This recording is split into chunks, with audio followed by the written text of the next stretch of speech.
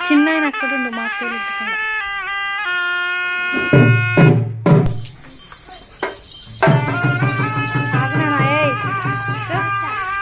అంత ఏముంది అక్కడ, ఏం లేదు. వెళ్ళు.